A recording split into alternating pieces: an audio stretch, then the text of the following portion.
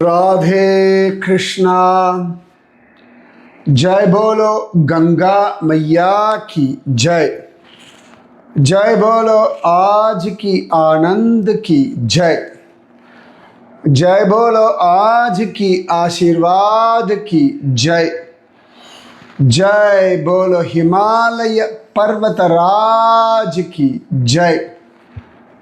जय बोलो भारत माता की जय। எல்லாருக்கும் விசேஷமான ஆசீர்வாதங்கள். இன்னைக்கு கங்கே சரணம் 100வது நாள். பெரிய பாக்கியம் நமக்கு. 100 நாளாக கங்கையோட ஒரு ட்ராவல். தொடர்ந்து 100 நாட்கள் இல்லை, அப்பப்போ பிரேக் ஆச்சு. ஆடியோ கணக்குப்படி 100வது நாள். நம்ம அழகாக ஹரித்வார், ரிஷிகேஷ் இதெல்லாம் முக்கியமான சில இடங்களை அனுபவிச்சிருக்கோம். இன்னும் நிறைய இடங்கள் தேடின்னு இருக்கேன். நிறைய இடங்கள் ஸ்கந்த புராணத்தில் படிச்சுட்டேன். ஆனால் அந்த குறிப்பிட்ட இடங்கள் எங்கன்னு நான் தேடின்னு இருக்கேன்.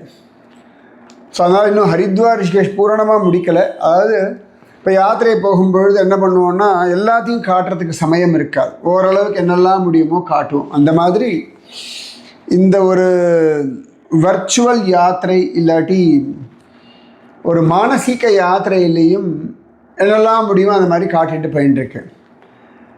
ஸோ இன்றைக்கி 100வது நாள் பகவத் சங்கல்பம். நம்ம இப்போ எங்கே போகிறோம் தெரியுமா?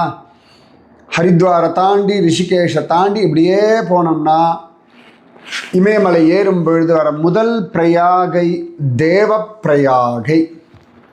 அந்த தேவப்பிரயாகை மகாத்மியத்தை இன்று முதல் அனுபவிப்போம். ஏன்னா நிறைய விஷயங்கள் ஸ்கந்த புராணத்தில் காண கிடைக்கிறது. இந்த தேவப்பிரயாகை அப்படின்ற இந்த திவ்ய தேசத்தை ரொம்ப அழகாக நம்முடைய பெரியாழ்வார் பாடியிருக்கார். பெரியாழ்வார் திருமொழியில் இந்த பாசுரம் காண கிடைக்கிறது. ரொம்ப அழகாக பெரியாழ்வார் திருமொழியில் 4ஆம் பத்து, அதில் 7ஆம் திருமொழி, அதில் இது காண கிடைக்கிறது. ரொம்ப விசேஷமாக தங்கையை மூக்கும் தமையனை தலையும் தடிந்த எம் தாசரதி போய் எங்கும் தன் புகழாவிருந்து அரசாண்ட எம் புருடோத்தமன் இருக்கை கங்கை கங்கை என்ற வாசகத்தாலே கடுவினை களைந்திடகிற்கும் கங்கையின் கரைமேல் கைதொழ நின்ற கண்டமென்னும் கடி நகரே அப்படின்னு ரொம்ப அழகாக நம்ம பெரியாழ்வாருடைய பாசுரம் இது. ரொம்ப அழகாக சொல்கிறார். தங்கையை மூக்கும், சூர்பனகாவினுடைய மூக்கையும், தமையனை தலையும், அவருடைய சகோதரனான ராவணனுடைய தலையையும் தடிந்த, அவர்களெல்லாம் வதம் பண்ண, அவர்களெல்லாம் அந்த மாதிரி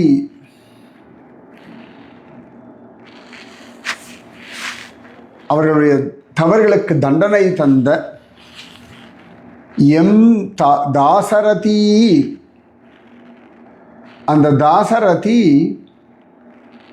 எங்கே இருக்கான்? தங்கையை மூக்கும் தமையனை தலையும் தடிந்த எம் தாசரதி, தாசரதினா தசரத குமாரன் போய் எங்கும் தன் புகழாயிருந்து அரசாண்ட எம் புருஷோத்தமன் இருக்கை. எல்லா இடங்கள்லையும் தன்னுடைய புகழானது ஓங்கும்படியாக வாழ்ந்த ராமனுடைய இருப்பிடம் எது அப்படின்னா கங்கை கங்கை என்ற வாசகத்தாலே கடுவினை களைந்திடகிற்கும். கங்கா கங்கா கங்கை கங்கைன்ற அந்த சப்தத்தினாலேயே எல்லா விதமான கடுவினைகளையும் களையக்கூடிய கங்கையின் கரைமேல், அந்த கங்கை கரையில் இருக்கக்கூடிய கரையில் கைதொழ நின்ற கண்டம் என்னும் கடி நகரே. பக்தர்கள் கைகூப்பி தொழும்படியான கண்டம் அப்படின்னு சொல்லும்படியா. இப்போ ஆசியா கண்டம், ஐரோப்பா கண்டம்ன்ற மாதிரி கங்கை கரையில் இருக்கக்கூடிய கண்டம் இதுதான். கடி அப்படின்னா விரைந்துன்னு அர்த்தம் உண்டு, சிறந்தான்னு ஒரு அர்த்தம் உண்டு. அப்போ அந்த இடத்துல இருக்கக்கூடிய கண்டம் அப்படின்னு சொல்லும்படியான சிறந்த நகரமானது அப்படின்னா இந்த தேவப்பிரயாகை அப்படின்னு வர்ணிக்கிறார் நம்முடைய பெரியாழ்வார். அதாவது இந்த கங்கை கங்கை என்ற வாசகத்தாலே என்ன அர்த்தம்னா ரொம்ப அழகாக வியாக்கியானம் பண்ணுறா பெரியவாள்லாம். ஏதோ குளத்துலேயோ கிணத்துலையோ நதியிலையோ எங்கேயோ இல்லாட்டி ஒரு குளமே வச்சு, குளம் கணக்கு இருக்கிறதே ரொம்ப கீழே கிணறு தான். இந்த நீர்நிலைகளில் சொல்லும் பொழுது அந்த கிணத்துலேருந்தோ குளத்துலேருந்தோ தண்ணி எடுத்து குளிக்கும் பொழுது கங்கா கங்கான்னு சொல்லியாச்சுன்னா அந்த சப்தத்தினாலேயே அந்த ஜலத்தில் கங்கையானவள் ஆவிர்பவிக்கிறாள், அந்த பாவங்களை நாசம் செய்கிறாள் இருக்கு. அப்படிப்பட்ட கங்கை, அந்த கங்கையினுடைய கரையில் இருக்கக்கூடிய கண்டமென்னும் கடிநகர் தேவப்பிரயாகை அப்படின்னு சொல்லி ரொம்ப அழகாக சொல்கிறார். ஸோ தேவப்பிரயாகை மகாத்மியம் இதைத்தான் நாம் இன்று முதல் அனுபவிக்க போகிறோம். ஸ்கந்த புராணம் கேதார கண்டம், அதில் 149வது அத்தியாயம். அதில் ரொம்ப அழகாக இந்த தேவப்பிரயாகை மகாத்மியமானது காண கிடைக்கிறது. இந்த தேவப்பிரயாகை முன்னாடி பல விஷயங்களை சொல்கிறார் ஸ்கந்தன், இருந்தாலும் நம்ம அது அப்புறம் பார்ப்போம். ரொம்ப அழகாக அந்த தேவப்பிரயாக அக்கம் பக்கத்தில் இருக்கக்கூடிய சில தீர்த்தங்கள் குண்டங்கள்லாம் சொல்கிறார். இதெல்லாம் நான் தேடின்னு இருக்கேன், கடைசி பிறகு நிச்சயமாக சொல்லுவோம். எனக்கு அந்த இடம்லாம் ட்ரெக் பண்ணி பார்க்கணும்னு ரொம்ப ஆசை. பார்ப்போம், பகவத் சங்கல்பத்தினால கிடைக்கட்டும். அப்போ சூத உவாச்ச ஸ்ருத்வா தர்மாம்ச்ச ஸ்ருத்வா தர்மாம்ச்ச மாஹாத்மியம் தீர்த்தானாம் முனிசத்தமா ஸ்கந்தம் வை பார்வதி புத்திரம் பப்ரச்ச நாரத. அழகாக அந்த தர்மக்ஷேத்திரத்தை பற்றிலாம் அவர் சொன்னதுக்கு அப்புறமா மீண்டும் நாரதர் கேள்வி கேட்குறாராம் ஸ்கந்தனை பார்த்து.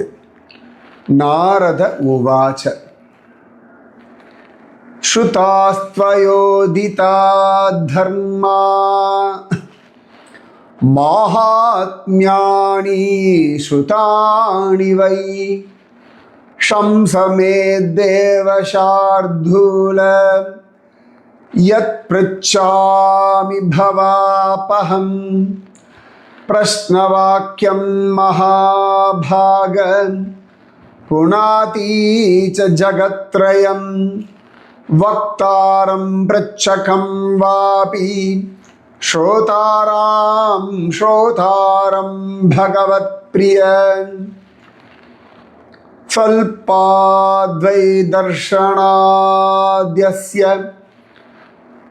நரோ யாதி பராம் கதிம் அபிபாதகயுக்தோ ஹி ஜாயதே பகவத்கதிஹி யத்ர நித்யம் தாசரதிர்வசதே சீதயா சஹ லக்ஷ்மணேன சஹ भ्रात्रा भरतेन हनुमता. அழகா நாரதர் கேட்குறார். நிறைய விஷயங்கள்லாம் நான் கேட்டேன். எல்லா கேள்விகளும் பதில்களும் 3 லோகத்தையுமே பரிசுத்தப்படுத்திடும். சொல்பவர் கேட்பவர் கேள்விகளை தொடுப்பவர் எல்லாருமே சமாதானம் ஆயிடுறா. அதனால் எந்த இடத்துல முக்தியானது சுலபமோ அதை பற்றி சொல்லுங்க. மகாபாபி கூட மகோன்னதமான பகவத்கதி அடையும்படியான அந்த தீர்த்த மகாத்மியத்தை சொல்லுங்க. எந்த இடத்துல நித்தியம் ராமன் சீதாவோட லக்ஷ்மணனோட பிராதரான பரதனோட ஹனுமானோட நித்தியமாக வசிக்கிறாரோ சத்ருக்னேன ச சர்வைஷ்ச பக்தைர்முனிகணைஸ்ததாம் ஸ்தலே வை தேவசார்தூல ராமோ நாராயணஸ்வயம். சத்ருகனோட பக்தர்களோட முனிவர்களோட பகவான் ராமன் எப்பொழுதும் எங்கே வசிக்கிறானோ அந்த இடத்த பற்றி சொல்லுவோலே. தத்வதஸ்வ மகாபாகன் தீர்த்தானாம் தீர்த்தமுத்தமம் யஸ்ய தர்ஷனமாத்ரேன நஷ்யந்தி துரிதானி வை. தீர்த்தானாம் புண்ணியமாஹாத்மியம் வக்தான்னான்யோஸ்தி குத்ரசித் சிஷ்யோஹம் தவ தே ஸ்கந்த தயாம் குரு கணேஸ்வர. அழகான இந்த தீர்த்தனுடைய மகாத்மியத்தை சொல்கிறது உங்களை விட்டால் வேறு யார் இருக்கா? ஸ்கந்தனே, நான் உன்னுடைய சிஷ்யன், நீ கணங்களுக்கு ஈஸ்வரன், அதனால் கிருபா பண்ணி அழகான வைபவங்கள் எல்லாம் சொல்லுங்கோ அப்படின்றார். உடனே ஸ்கந்தன் சொல்கிறான் தான் வருது, சொல்கிறாருன்னு வரமாட்டேங்கிறார். நம்ம பையன் இல்லை முருகன், அதனால் சின்ன பையனாவே குமரன்னா பார்த்துறதுனால முருகன் அவர் இவர்னு வரமாட்டேங்கிறார்.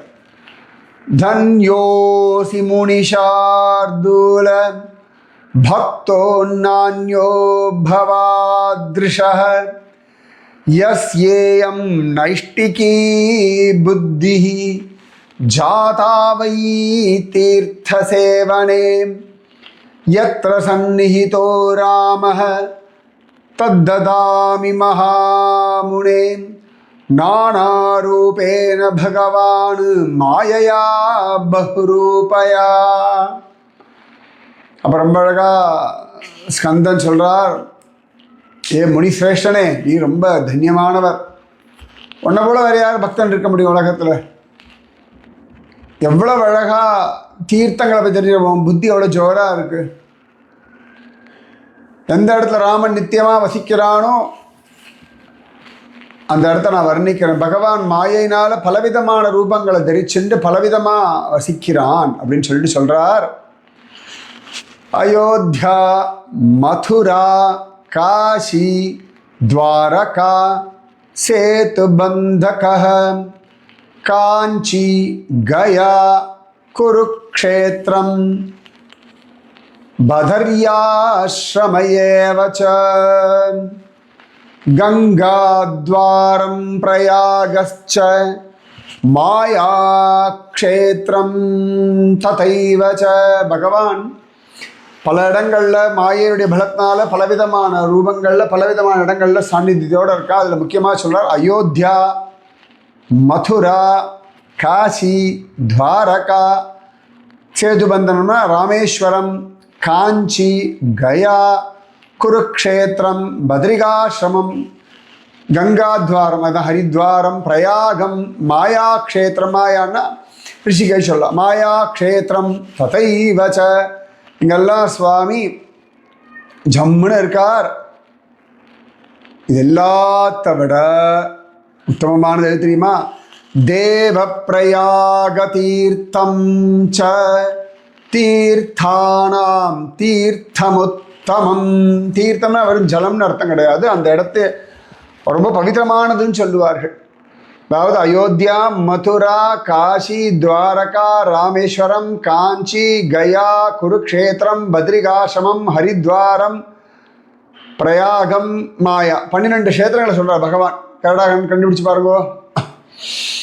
அது எல்லாத்தோட எதுன்னா தேவ பிரயாக தீர்த்தம் ச தீர்த்தானாம் தீர்த்தமுத்தமம் ஏவமாதீனி தீர்த்தானி வர்த்ததே முனிசத்தம ஹரேர்வாசஸ்தலயான்யேவ கதிதானி மயா நஹ.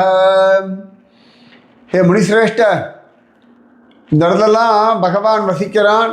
அது எல்லாத்தோட உயர்ந்த க்ஷேத்திரம் இந்த தேவப்பிரயாகம் அப்படின்னு பகவான் ஸ்கந்தன் சொல்கிறார்.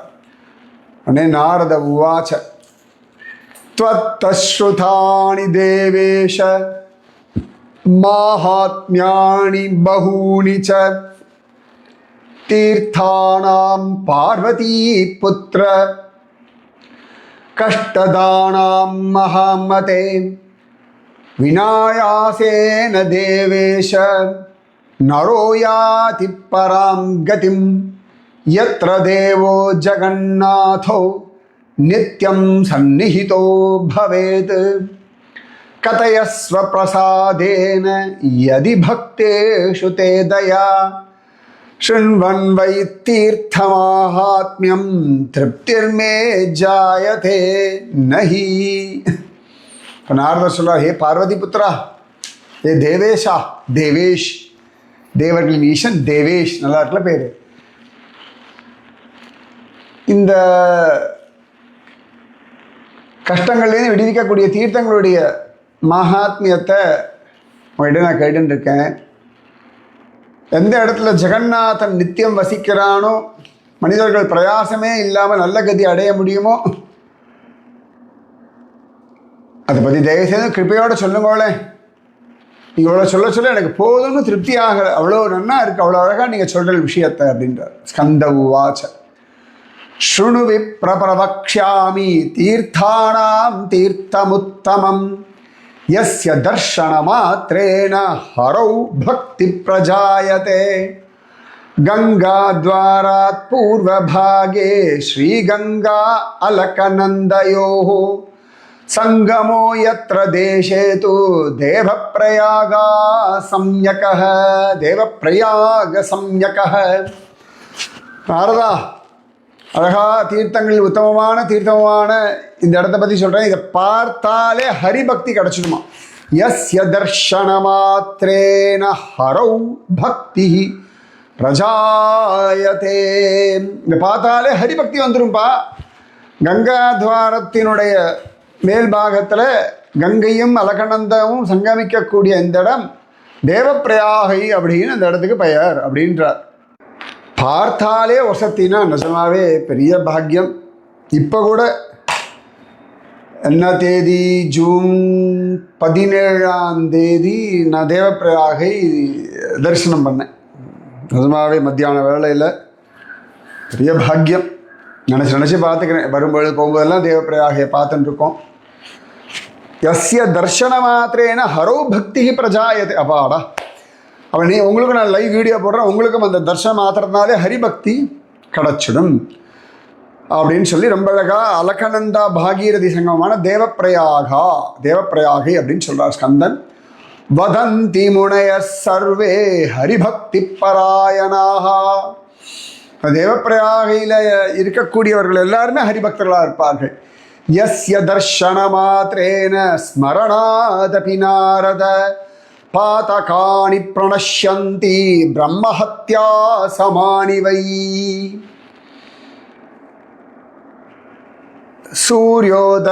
சூர்யோதயாதந்தகாரம் யதாக்ரே ஸ்தூலராசயः. நாரதா, இதை தரிசனம் பண்ணாதானே இல்லை, நினச்சாலும் கூட பாபங்கள் எல்லாம் பிரம்மஹத்யா போன்ற படுபயங்கரமான பாபங்கள், பிரம்மஹத்யா, ஹத்யான கொலை, பிராமணனை கொலை பண்ண பாபங்கள் வரைக்கும் இந்த தேவப்பிரயாகே நினைத்தாலே காணாமல் போயிடுமா. எப்படின்னு கேட்டால், சூரியன் வந்தால் எப்படி இருட்டு காணாமல் போகுமோ அதுபோலே ரொம்ப அழகா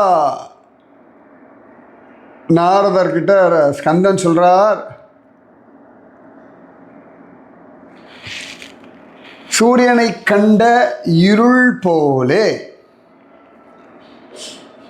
புரியுறதா? அவ்வளவு அழகா காணாமல் போயிடும்பா. இது அவ்வளோ பெரிய விசேஷமான ஒன்று. எப்படி ஒரு பஞ்சை கொண்டு தீயில போட்டா தீயிலில் தூசாகும்னு ஆண்டாள் சொல்றா இல்லையா, அதுபோலே தேவப்பிரயாகை பற்றி நினைத்தாலே சூரியோதயத்தில் இருட்டு அழிவது போலே, நெருப்பில் பஞ்சு எரிந்து சாம்பலாவது போலே, பாதகாணி பிரணஷ்யந்தி, எல்லா பாவங்களும் சரியாப்படும், அழிஞ்சு போயிடும் சொல்றார். அடுத்து ரொம்ப அழகா சொல்றார் ஸ்கந்தன்.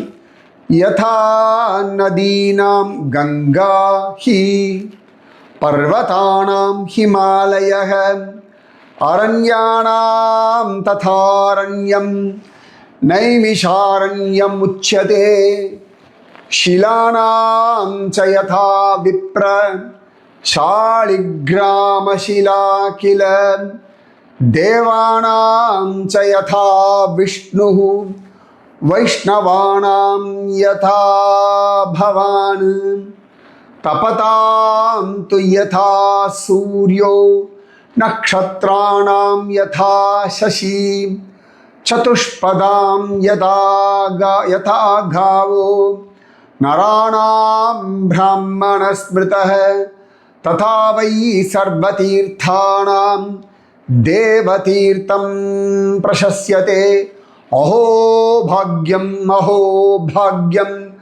வசதாம் தேவதீர்த்தகே.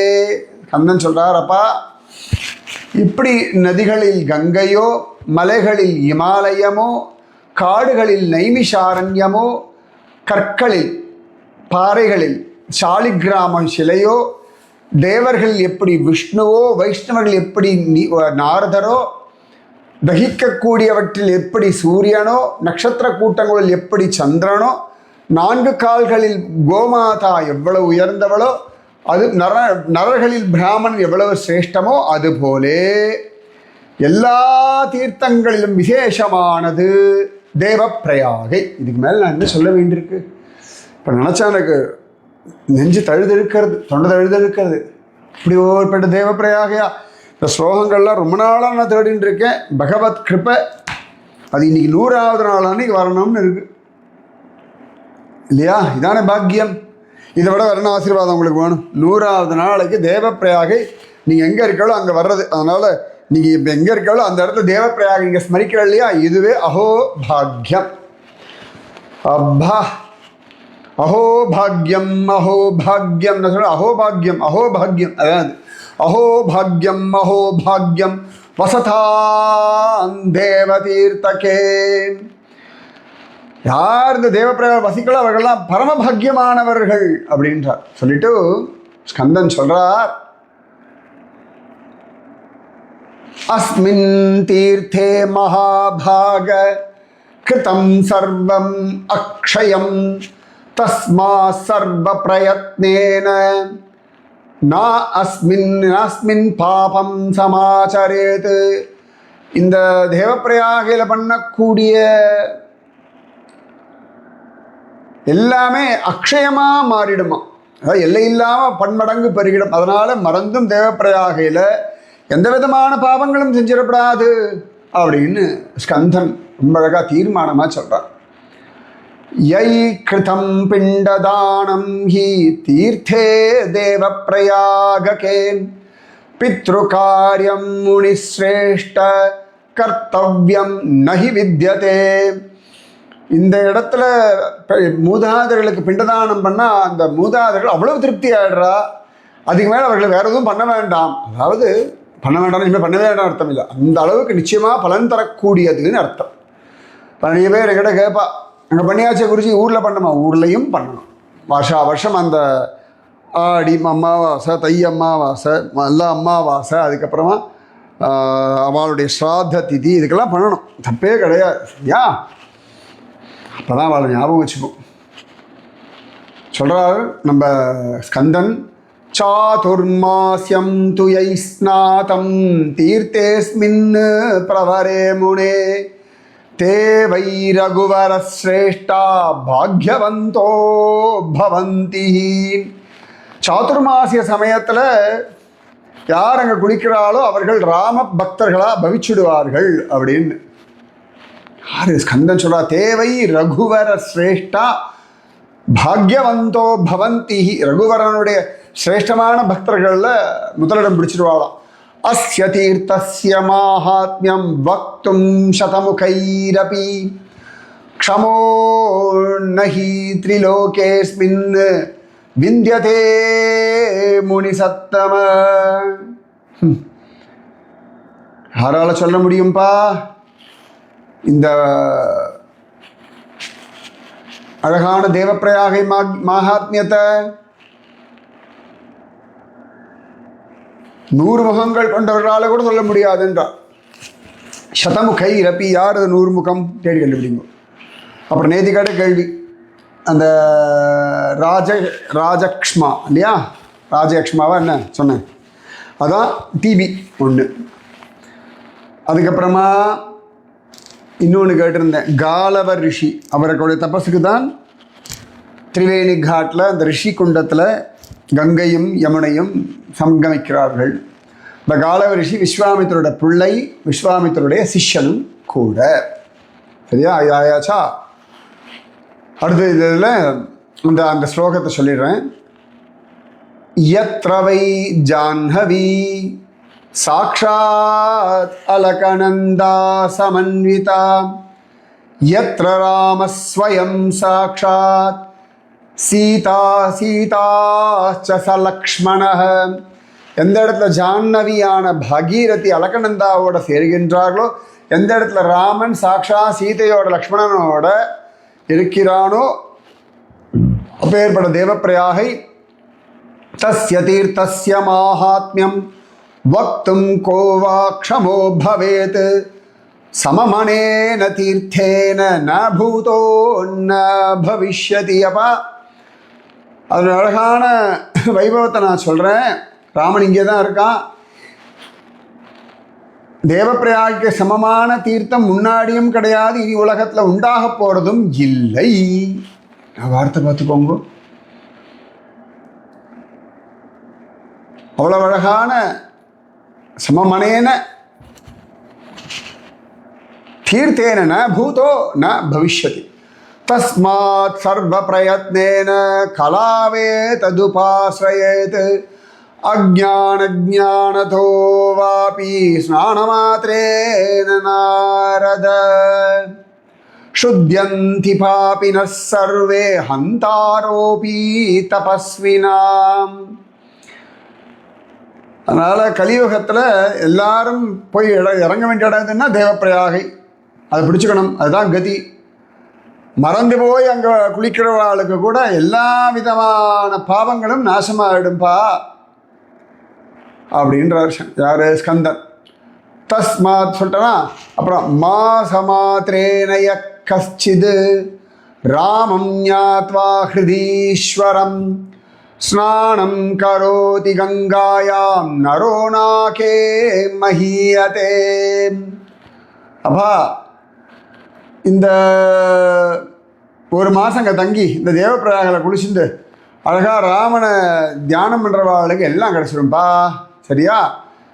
தத்ர தன்யம் மகாபாகம் பாரதம் வர்ஷமீரிதம் தத்ர தன்யோ மகாபாக ஹிமவத்தேஷ சம்யகः தத்ராபி தன்யாதே தேசாயத்ர கங்கா சரித்வரா ஹரே சாநித்யகம் ஸ்தானம் தத்ராபி முனீஸ்வர ஏதத் சர்வம் மகாபாக தேவதீர்த்தே ஹி வித்யதே தஸ்மாத் சர்வ பிரயத்னேன தீர்த்தமேதத் உபாஸ்ரயத்.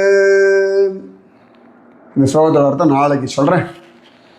எப்பேற்பட்ட ஒரு தேவப்பிரயாகையை பகவான் நமக்கு 100வது நாளைக்கு கொடுத்துருக்கான். கொஞ்ச நாள் தேவப்பிரயாகை தான் நிதானமாக அனுபவிப்போம். ரைட்டா? இந்த ஸ்லோகங்களை ஏன் சொல்கிறேன்னா எவ்வளோ விசேஷமாக இருக்கு பாருங்க. ஸ்கந்தனுடைய வாக்கியத்தை நம்ம கேட்டுன்னு இருக்கோம். நாரதர் கேட்க ஸ்கந்தன் சொல்ல அதை அனுபவிச்சுட்டு இருக்கோம். நீங்களும் உங்கள் மூதாதையர்களும் சௌக்கியமாக இருக்கட்டும். மூதாதையர்கள் சத்கதி அடையட்டும். எப்பொழுதுமே எல்லா தீர்த்தத்தையும் சொல்கிற வார்த்தை தான், உங்கள் மூதாதையர்கள் சத்கதி அடையட்டும். நீங்கள் பக்தி ஞான வைராக்கியத்தோட ஆரோக்கியத்தோட நன்னா இருங்கோ. எதிர்கால சந்ததி சௌக்கியமாக ஜோரா ஜம்முன்னு இருப்பார்கள். ஒரு கவலையும் வேண்டாம். ஆனந்தமாக நன்னா இருங்கோ. மீதி விஷயம் நாளைக்கு. ராதே கிருஷ்ணா.